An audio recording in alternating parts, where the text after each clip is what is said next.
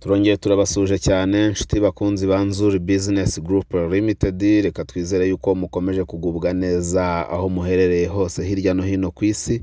Tubibutse kandi gukanda subscribe mwebwe mutari mwabikora. Nkuko mubibona rero ku mafishe yacu, ku ma screen yanyu, turabamenyesha yuko twimutse rwose tutagikorera ku Muhima kuri Yamaha, ahubwo dusigaye dukorera mu mujyi wa Kigali rwagati mu nyubako ya Centenary House. Ntabwo rari kure, ni ahantu hafi cyane horoheye buri wese kugera, kuko dukorera muri etage ya kabiri muri Centenary House. Uzamutse muri esanseri uhita ukata iburyo bwawe ugahita ugera muri Nzuri Business Group Limited, aho ushobora kuza tukaguha serivisi zose muzi dutanga kandi neza. Nkuko rero mukomeza kubibona, kuri iyi nshuro tugiye kubereka iyo nzu muri kureba. Ni inzu twabatembereye, ni inzu twabasuriye, ni inzu nziza iri hafi cyane mu mujyi wa Kigali rwagati mu mujyi hagati, nta handi, ni hano mu karere ka Kicukiro mu murenge wa Gatenga. Iyi nzu rero kabiri aho bakunze kwita mu banyamakuru.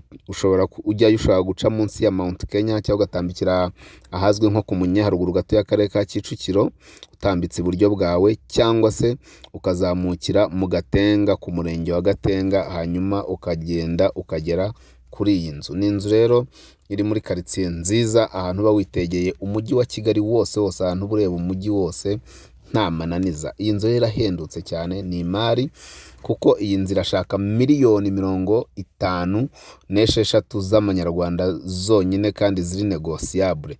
Miliyoni 56 ziri negociable. Urumva ko ari amafaranga make ugereranyije n'agaciro ibibanza bigezeho, kuko ikibanza irimo ubwacyo ntago cyajya munsi ya miliyoni 35.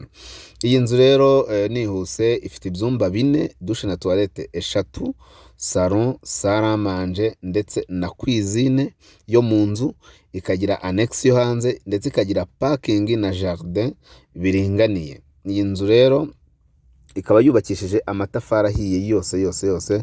Mu by'ukuri ni inzu igezweho, ni inzu y'icyitegererezo, ku buryo idakwiriye kugucika, kuko ntabwo ari inzu ikwiriye miliyoni 56. Ariko kandi tubibutse ko ari amafaranga anaganirwaho. Nyabuneka iyi nzu ntigucike rwose, kuko iri ahantu heza, ni hafi y'ibintu byose. Ku bahazi murahazi, munsi ya Mount Kenya mu banyamakuru, cyangwa se haruguru y'umurenge wa Gatenga, kuko irimo hagati na hagati. Ni inzu y'imari cyane. Nta byinshi rero twavuga, kubera ko iyi nzu ubwayo irigurisha, bitewe nuko ari inzu nshyashya itari yabamo umuntu uwo ari we wese. Ahubwo wayikunze, reka tukwibutse ko waduhamagara kuri 0788 68 67 cyangwa se ugahamagara 0781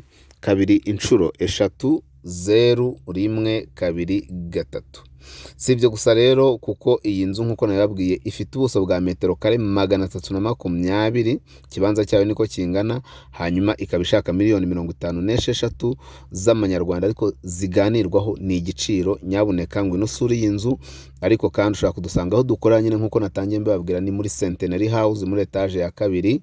Noneho ukaza tukakwereka imari zose ziri ku isoko, ndetse tukanakugurishiriza ubaye ufite icyo ugurisha. Si ibyo gusa rero, kuko ushobora no kudusura ku mbuga nkoranyambaga zacu, Instagram, Facebook page, Twitter, hose n'ubundi ni Nzuri Market. Ni nako kandi tukubwira ngo nyabuneka himbarwa, usohokere ahantu heza cyane we n'umuryango wawe.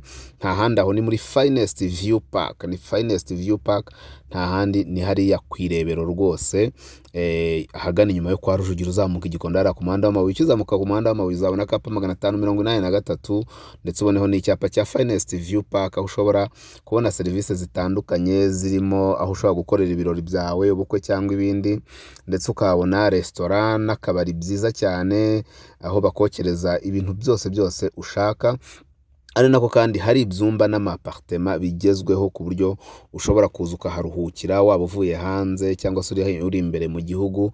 Ni nako kandi bafitiye camping tent, ahandi ugenda ukiryamira hanze mu kayaga. Ni karibu cyane muri Nzuri.